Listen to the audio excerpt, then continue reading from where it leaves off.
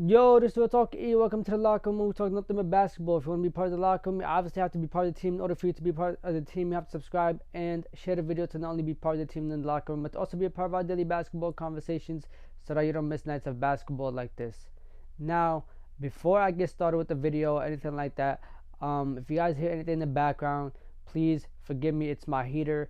It's fake cold out here, and for me, I apologize. But anyways, last night was about 10 games going on, and to be honest with you, I was really only interested in like 3 of them, maybe 4, but mostly 3, and I'll explain. One, a lot of teams are starting to set out their main guys, their starters, and they're not playing as much anymore, and some of them are not playing as hard anymore. Some of them have just tapped out, and some teams are just bad. But here we go. Let me start with our first game of the night. Obviously, we're going to talk about the Lakers going up against the Bulls. And this game was interesting to me because of 2 reasons. One, they just played each other, and the Lakers lost. And 2, if the Lakers win this, then they're pretty much still in the playing team, and it makes it harder for them to fall out. Now, last night, there's a lot that went on in this game specifically. And first and foremost, I want to apologize for giving the Bulls so much credit the last time they played the Lakers, because they went up against the Clippers and basically wet the bed, and then they went up again against the Lakers last night, and it was terrible, like absolutely terrible. In the first quarter, Zach LaVine, DeMar DeRozan did not score a single point. What? It was the first quarter that both of them have not scored a single point since they've came together on the Bulls. And they've been playing with each other for about 2 years now. And they scored 0 points in the first quarter. 0. And Vucevic had like 29 points last night. In the first quarter, really in the first half, it was all Vucevic. Like, he was getting to the basket, he was shooting a little bit of everything. You know how he scores and how he's always been scoring. But last night, it was really him. And remember the last game he played the Lakers, I said that it's a bad idea for him to get ejected because he can score from pretty much anywhere. And if he's not there, it kind of limits the Bulls. And last night we saw that they were limited, and he was the only one able to basically get to his spots, at least in the first half. And then, LeBron, AD were doing their thing. I'm going to get to the Lakers, all right? Because give me time, because they went crazy last night. Point is, DeMar DeRozan ended the game with like 22 points, right? And it's cool, it's calm. Zach ended the game with 16. It's whack, I'm not going to lie to you. But they had Kobe White off the bench, who gave them like 17 and 9. This was the best game I've seen from Kobe White, probably in his whole career, to be honest with you. Like, I'm pretty sure he's had a career high that was way, more than what he scored last night or whatever. But, like, he had 9 assists, 17 points. And this is what I'm talking about, what I'm saying, that I need Kobe White to do more. Now, do I need him to give us 17 points and 9 assists every single night? No. I want Kobe White to have around 15 points. The assist, I want him to do just a little bit of everything. If you could have 4 assists, cool. If you could have like 5, 8, 9, whatever, cool. But I really want him to average or score around 15 points every single night. 17, 18. I feel like he could do that. It's doable. And then in the starting lineup, of course it's going to hurt you if your 2 main guys are putting up 0 points in the first quarter, and then you got Patrick Beverley with 0 points, and then Alex Caruso only 5. Of course it's going to hurt you. And it's not like you're really defending the Lakers. The Lakers went insane. Like, LeBron had 25 points, and he seemed like he had 35. Like, it seemed so unstoppable. And he had like 7 rebounds, 4 assists. You know how LeBron do it. And then AD had 38. So y'all was not stopping nothing. And not only that, Austin Reeves had 19. D'Angelo Russell was 17. So y'all was not gonna stop them, and y'all still did not stop anything. Y'all might as well somehow find a way to score. And the way the Lakers were playing them was actually kind of hard for them to score at the same time. But it's the NBA, bro. Like, figure it out. You've seen every defense so far. For me, like, I'm tired of, like, people making up excuses. You've seen all these defenses. DeMar's been in the league for, like, what, 13, 15 years now? Zach has been in the league for how long? Like, 7? Like, stop it, bro. You've seen every defense imaginable. Like, you should be able to manage your way around the defense and into the basket. Like, somehow, some way score. And last night, the Lakers turned the Bulls into a 3-point shooting team. Pretty much around the second half, I want to say about the fourth quarter, end of the third quarter, there was like a couple possessions in a row where the Bulls literally just kept shooting. Like, I felt like they were just not getting to the paint or getting to the basket at all, like whatsoever. And with that being said, all these negative things I'm saying about the Bulls, they lost by like 10 points. Like, it's not like they lost by 20, 30 points. They really lost by 10.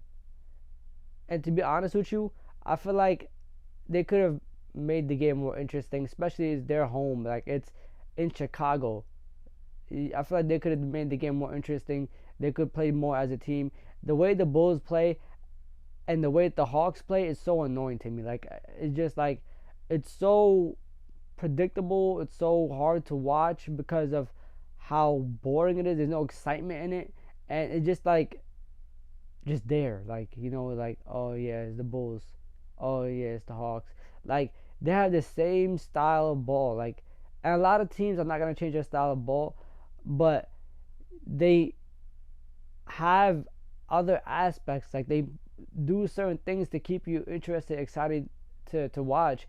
Last night, it was so boring to watch the Bulls. Like, if they were not playing against the Lakers, it would have been so hard to watch them.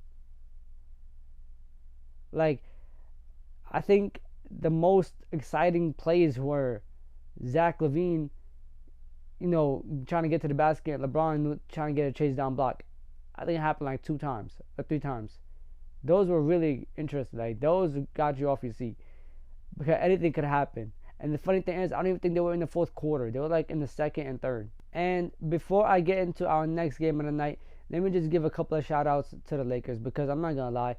Last night, their starting lineup really carried because the bench was awful. I mean, there's a couple players off the bench that had 0 points. And I told y'all going to like Jerry Vanderbilt. I told y'all.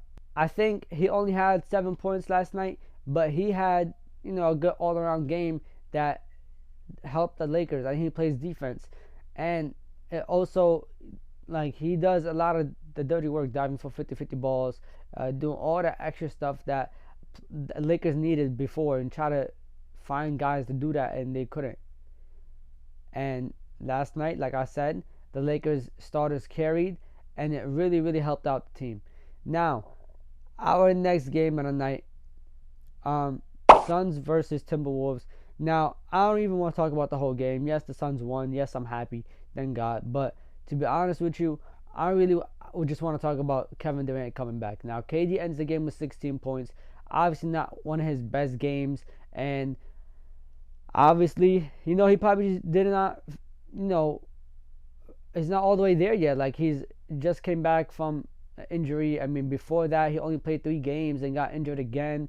Like, you know what I'm saying? Like, he just came back, 16 points. Luckily, the Suns were able to win, so you could overlook the bad game that he had. But at the same time, I like what I saw, because Josh Okogie, 10 points. He played defense. He does. And then I really want to find a way to help DeAndre Ayton still be involved in the offense. I don't like that when KD is back, he's only having 10 points, 3 rebounds. I would like for DA to have like about 15 points, 10 rebounds, 15 and 15, play defense. You got to keep him engaged. Like, you really, really have to. I know Monty likes to, have his scorers, his, everybody else really score and stuff like that. But you got to throw it up to DA often. Like, you need to, please. He needs to be engaged, because the more engaged DeAndre Ayton is, the better his game is, and the easier it makes it for everyone else. And we saw that in the 2021, playoff run that the Suns had. You need to get DA the ball, please. And off the bench, TJ Warren, Terrence Ross obviously did not have their best games, but I feel like in the next 3, 4, 5 games, everything will start to go into shape.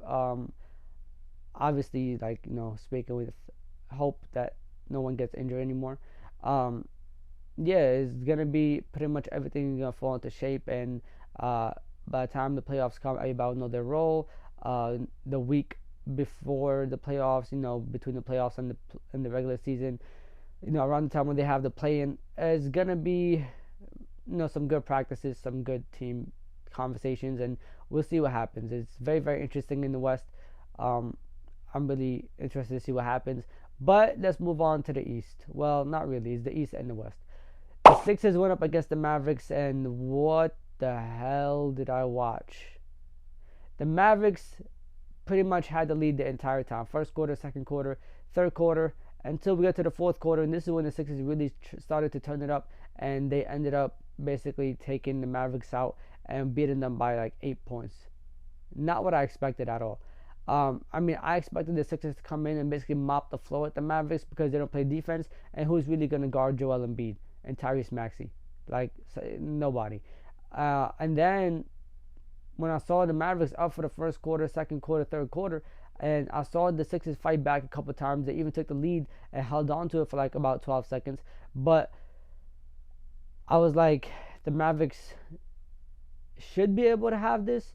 But at the same time, I know defense is very, very terrible on their side. So I wouldn't be surprised if they lose. And they came back and lost. The Sixers ended up going like on a 20-2 run in the fourth quarter, 20-5 run, something like that, 20-10. Mm-hmm. And they end up winning. And the Mavericks just, I don't know, they're like in shambles right now. And I've said this before, getting Kyrie Irving is not going to help you with defense. The Mavericks are not missing offense. They are not missing a second, scorer. At least back then, they have Spencer Dinwiddie. And even before that, they had Spencer Dinwiddie and Jalen Brunson. What the Mavericks were missing was defense. They needed defensive plug-in guys. They needed 3-and-Ds. They needed, people like Jerry Vanderbilts. They needed to hold on to Dorian Finney-Smith, and that's not what they did. Joel Embiid actually only had 25 points and 9 rebounds. Only sounds crazy, but I promise you, he's been on a tear lately, so 25 is kind of low for him. James Harden had 15 points and 12 assists. Tyrese Maxey with like 22 points. DeAnthony Melton off the bench with 17. I'm not going to lie to you. I like the fact that they always have Tyrese Maxey or DeAnthony Melton coming off the bench. I feel like this really, really helps out the Sixers. Both of these two are really good six men, in my opinion. And I feel like it really works out for the Sixers. And I hope that neither one of them takes it personal and they're able to, some games have Maxey come off the bench and some games have Melton come off the bench. Because I feel like not only does it throw off the other team, but it also helps out the Sixers in terms of scoring punch off the bench. And then for the Mavericks, we had Kyrie with like 23, Luka with like 24, 10, and 8. I always say this, if Luka doesn't drop 40-point triple-double, they're just not going to win because of lack of defense. And they're going to need something crazy to happen in order for them to win. And that's Luka Doncic going off. Tim Hardaway Jr., 21 points. I feel like it's cool. It just needs defense, bro. Like, the Mavericks can score. They just need defense. Jaden Hardy with 8 points. One of his worst games. He's been on a tear the last, 5-6 games of the season. He's been averaging about 20-something points. And before that, he's averaging 6. So, huge jump. And now he's back to 8. But I personally feel like it's just because everybody's back and, he probably just had less amount of shots last night. And, it is what it is. Things happen, bro, but it's not for me rambling, chatting. It's time for y'all. Let me know what y'all think down below. Like, comment, subscribe, and share. This is Real Talk with E, and it's time to leave a locker room. I'm going to catch y'all. Safety. Irving puts it up. It's good. Kyrie Irving from downtown.